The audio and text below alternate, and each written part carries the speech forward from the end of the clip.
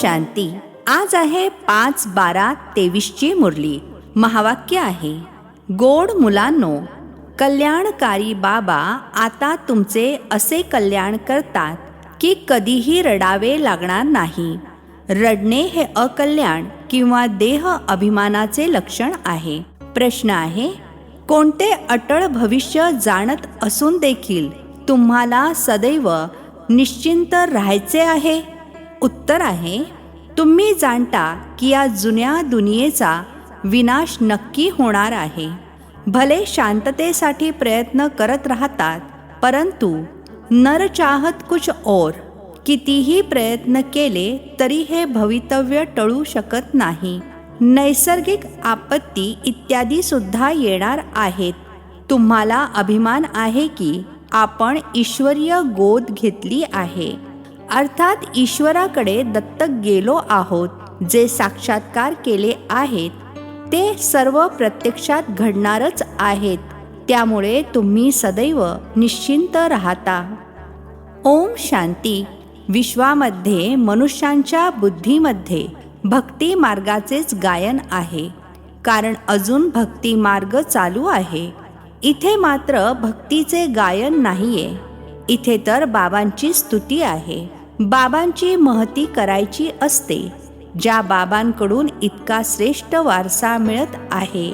भक्तीमध्ये सुख नाहीये. भक्तीमध्ये राहून देखील स्वर्गाची आठवण तर करतात ना. मनुष्य मेला तर म्हणतात स्वर्गवासी झाला, तर खुश व्हायला पाहिजे ना. जर स्वर्गात जन्म घेतात तर मग रडण्याचे कारण नाही. वास्तविक ही काही खरी गोष्ट तर नाहीये की स्वर्गवासी झाला म्हणून रडत राहतात. आता या रडणाऱ्यांचे कल्याण कसे होईल? रडणे दुःखाचे लक्षण आहे. माणसे रडत तर असतात ना. मुले जन्माला येतात तेव्हा देखील रडतात, कारण दुःख होते. दुःख झाले नसेल तर जरूर आनंदात राहतील. रडू तेव्हा येते जेव्हा काही न काही अकल्याण होते. सतयुगामध्ये कधी अकल्याण होत नाही, म्हणून तिथे कधी रडत नाहीत. अकल्याणाची काही गोष्टच असत नाही. इथे कधी कमाईमध्ये घाटा होतो किंवा कधी अन्न मिळत नाही, तेव्हा दुःखी होतात. दुःखामध्ये रडतात. ईश्वराची आठवण करतात की येऊन सर्वांचे कल्याण करा. जर सर्वव्यापी आहेत तर मग हे कोणाला म्हणतात की कल्याण करा? परमपिता परमात्म्याला सर्वव्यापी मानणे सर्वात मोठी चूक आहे. बाबा आहेत सर्वांचे कल्याणकारी. ते एकच कल्याणकारी आहेत, तर जरूर सर्वांचे कल्याण करतील. तुम्ही मुले जाणता परमपिता परमात्मा नेहमी कल्याणच करतात. आता ते परमपिता परमात्मा केव्हा आले जे विश्वाचे कल्याण करतील? विश्वाचे कल्याण करणारा दुसरा तर कोणी नाहीये. बाबांना मग सर्वव्यापी म्हणतात. किती मोठी चूक आहे. आता बाबा स्वतःचा परिचय देऊन म्हणतात, मन मना भव, यातच कल्याण आहे. सतयुग त्रेतामध्ये कोणत्याही परिस्थितीत अकल्याण होत नाही. त्रेतामध्ये देखील जेव्हा रामराज्य असते तर तिथे वाघ बकरी एकत्र पाणी पितात. आपण तर राम सीतेच्या राज्याची इतकी स्तुती करणार नाही, कारण 2 कला कमी झाल्यामुळे कोणते ना कोणते सुख कमी मिळते. आपण तर स्वर्गाला पसंत करतो जो बाबा स्थापन करतात. त्यामध्ये पूर्ण वारसा मिळाला तर फारच चांगले. उच्चतम बाबांकडून वारसा घेऊन आपण कल्याण करावे. प्रत्येकाने श्रीमतावर आपले कल्याण करायचे आहे. बाबांनी समजावून सांगितले आहे. एक आहे आसुरी संप्रदाय, दुसरा आहे दैवी संप्रदाय. आता एका बाजूला रावण राज्य आहे, दुसऱ्या बाजूला मी दैवी संप्रदाय स्थापन करत आहे. असे नाही की आता दैवी संप्रदाय आहे, आसुरी संप्रदायाला मी दैवी बनवत आहे. तर म्हणतील दैवी संप्रदाय तर सतयुगामध्ये असतो. बाबा म्हणतात, या आसुरी संप्रदायाला दैवी संप्रदाय भविष्य काळासाठी बनवतो. आता आहे ब्राह्मण संप्रदाय, दैवी संप्रदाय बनत आहे. गुरु नानकांनी देखील म्हटले आहे, मनुष्य से देवता. परंतु कोणते मनुष्य आहेत ज्यांना देवता बनवतात? ते ड्रामाच्या आदी मध्य अंताला जाणत नाहीत. सृष्टीच्या आदी समयी जे लक्ष्मी नारायण श्रेष्ठाचारी आहेत ते देखील आदी मध्य अंताला जाणत नाहीत. त्रिकालदर्शी नाही आहेत. आधीच्या जन्मामध्ये त्रिकालदर्शी होते, स्वदर्शन चक्रधारी होते, तेव्हा हे राज्यपद प्राप्त केले आहे. त्यांनी मग स्वदर्शन चक्र विष्णूला दिले आहे. तर हे सुद्धा समजावून सांगायचे आहे की स्वदर्शन चक्रधारी ब्राह्मण आहेत. मग मनुष्यांना खूप आश्चर्य वाटेल. ते तर श्रीकृष्णाला सुद्धा म्हणतात, विष्णूला सुद्धा म्हणतात. हे जाणत तर नाहीत की विष्णूची 2 रूपे लक्ष्मी नारायण आहेत. आपण देखील जाणत नव्हतो. मनुष्य तर प्रत्येक बाबतीत म्हणतात भावी. जे होणार आहे त्याला कोणीही टाळू शकत नाही. हा तर ड्रामा आहे. तर सर्वात अगोदर बाबांचा परिचय द्यायचा की ड्रामाचे रहस्य समजावून सांगायचे? तरी देखील जेव्हा बाबांची आठवण आहे तर सर्वात अगोदर बाबांचा परिचय दिला पाहिजे. बेहदचे बाबा शिवबाबा तर प्रसिद्ध आहेत. रुद्र बाबा असे देखील म्हटले जात नाही. शिवबाबा प्रसिद्ध आहे. बाबांनी समजावून सांगितले आहे की जिथे जिथे भक्त आहेत त्यांना जाऊन समजावून सांगा. वर्तमानपत्रामध्ये वाचले होते. मनुष्य म्हणतात की हिमालयाचे वय इतके लाखो करोडो वर्ष आहे. आता हिमालयाचे काही वय असते का? तो तर सदैव आहेच. हिमालय कधी नाहीसा होतो का? हा भारत सुद्धा अनादी आहे. भारत केव्हा निर्माण झाला त्याचे वय काढू शकत नाही. तसेच हिमालयासाठी देखील म्हणू शकत नाही की हा केव्हापासून आहे. या हिमालय पर्वताचे वय मोजता येणार नाही. असे थोडेच म्हणणार की आकाशाचे किंवा समुद्राचे वय इतके आहे. हिमालयाचे वय म्हणतात तर समुद्राचे सुद्धा सांगा. काहीही समजत नाहीत. इथे तर तुम्हाला बाबांकडून वारसा घ्यायचा आहे. हा आहे ईश्वरीय परिवार. तुम्ही जाणता बाबांचे बनल्यामुळे स्वर्गाचे मालक बनतो. एका जनक राजाची गोष्ट नाहीये. जीवनमुक्तीमध्ये अथवा राम राज्यामध्ये तर पुष्कळ असतील ना. सर्वांना जीवनमुक्ती मिळाली असेल. तुम्ही सेकंदामध्ये मुक्ती जीवनमुक्ती प्राप्त करणारे पुरुषार्थी आहात. संतान बनले आहात. मम्मा बाबा म्हणता जीवनमुक्ती तर मिळणार ना.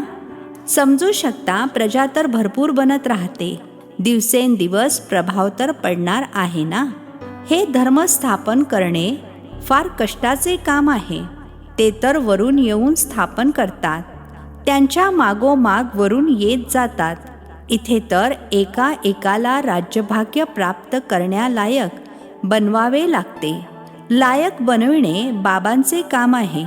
जे मुक्ती जीवनमुक्तीच्या लायकीचे होते त्या सर्वांना मायेने ना लायक बनवले आहे. 5 तत्वसुद्धा ना लायक बनली आहेत. मग लायक बनविणारे बाबा आहेत. तुमचा आता सेकंद सेकंद जो पुरुषार्थ चालतो. समजतात कल्पापूर्वी देखील अमक्याने असाच पुरुषार्थ केला होता. कोणी आश्चर्यवत भागंती होतात, विभक्त होतात. प्रॅक्टिकलमध्ये हे बघत आहेत. हे देखील समजतात की विनाश समोर उभा आहे. ड्रामा अनुसार प्रत्येकाला ॲक्टमध्ये यायचे आहे. नर चाहत कुछ और. शांती स्थापित व्हावी अशी त्यांची इच्छा आहे. परंतु भावीला तुम्ही मुलेच जाणता. तुम्ही साक्षात्कार केला आहे. भले त्यांनी विनाश होऊ नये यासाठी कितीही डोके फोड करू देत, परंतु ही भावी टळू शकत नाही. नैसर्गिक आपत्ती भूकंप होतील, ते काय करू शकणार? म्हणतील हे तर गॉडचे काम आहे. तुमच्यामध्ये देखील खूप थोडे जण आहेत ज्यांना एवढा नशा चढतो आणि आठवणीमध्ये राहतात. सर्वच काही परिपूर्ण बनलेले नाहीत. तुम्ही जाणता ही भावी टळणारी नाहीये. अन्न नाहीये. मनुष्यांना राहण्यासाठी जागा नाहीये. 3 पावले पृथ्वीची जागा मिळत नाही. तुमचा हा आहे ईश्वरीय परिवार, मात, पिता आणि मुले. बाबा म्हणतात, मी मुलांसमोरच प्रत्यक्ष होतो, मुलांना शिकवतो. मुलेसुद्धा म्हणतात, आम्ही बाबांच्या मतावर चालतो. बाबासुद्धा म्हणतात, मी मुलांच्याच सम्मुख येऊन मत देतो. मुलेच समजतील, नाही समजले तर सोडून द्या. वाद घालण्याची काही गरज नाही.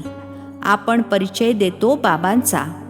बाबा म्हणतात, माझी आठवण करा तर विकर्म विनाश होतील, आणि स्वदर्शन चक्राची आठवण कराल तर चक्रवर्ती राजा बनाल.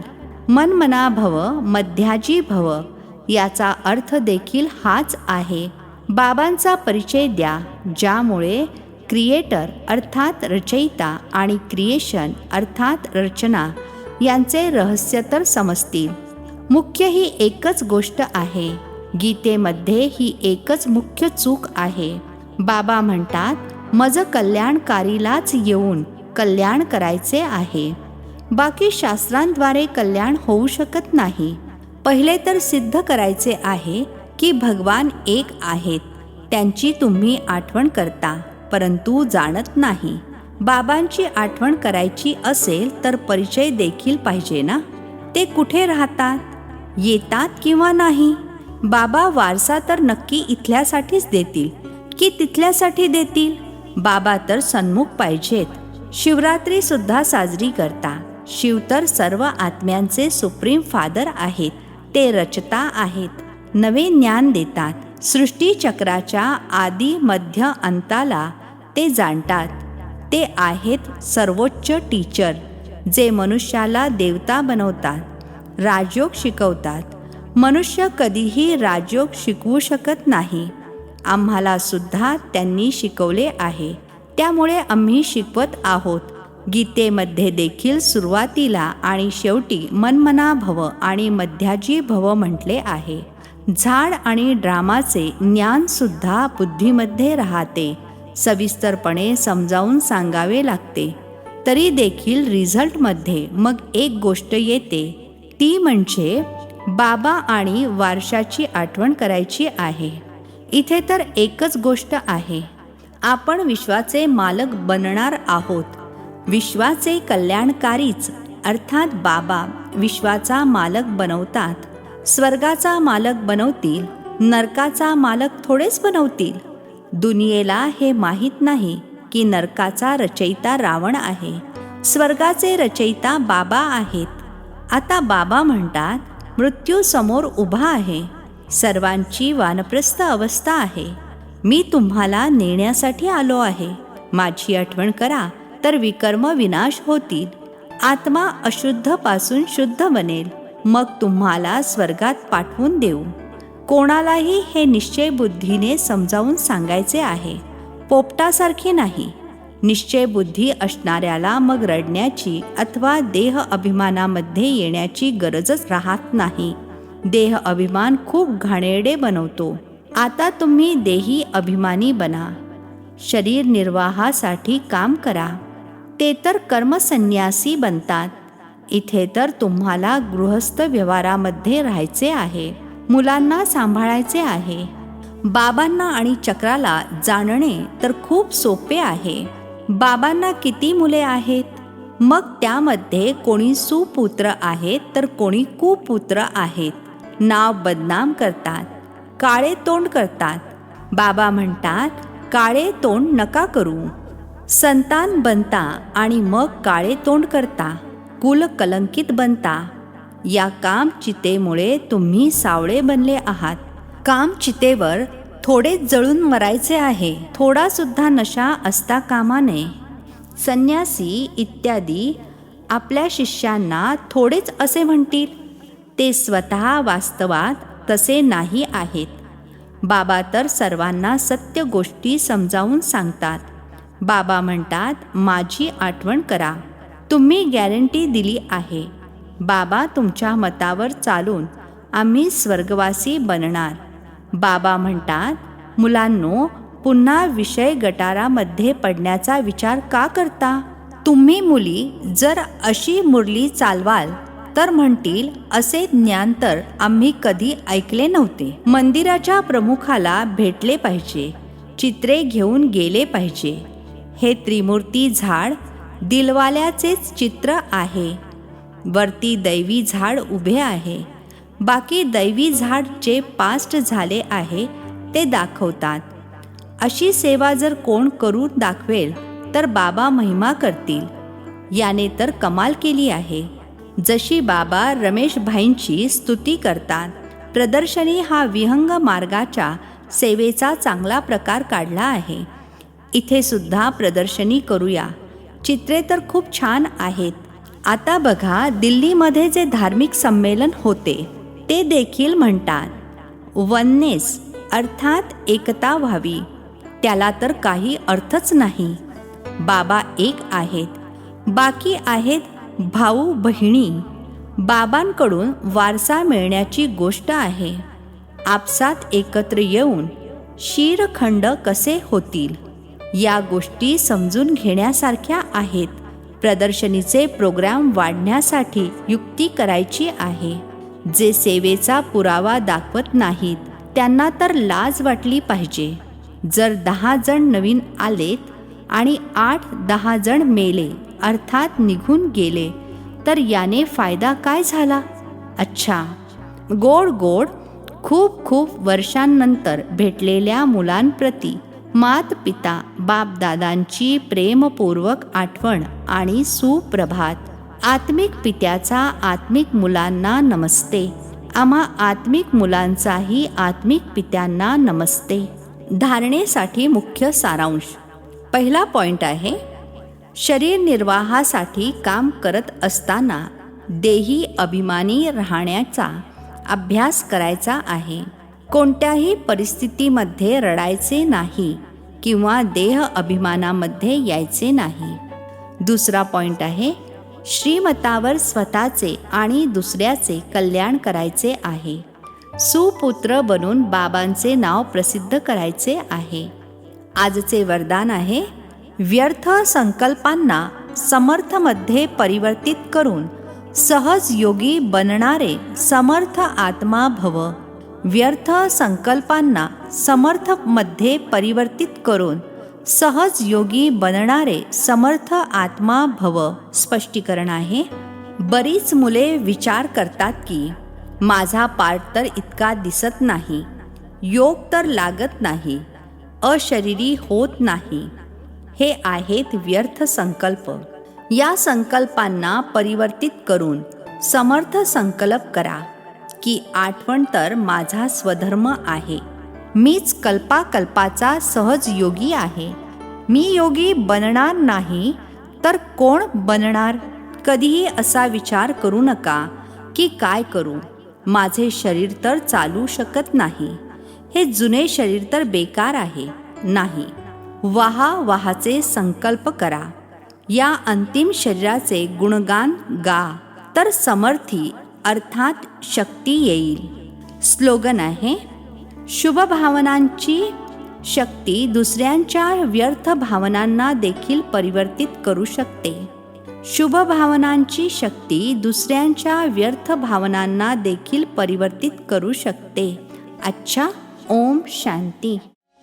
नवनवीन मराठी व्हिडिओज प्राप्त करण्यासाठी सबस्क्राईब करा मराठी गॉड रिपोर्ट चॅनलला.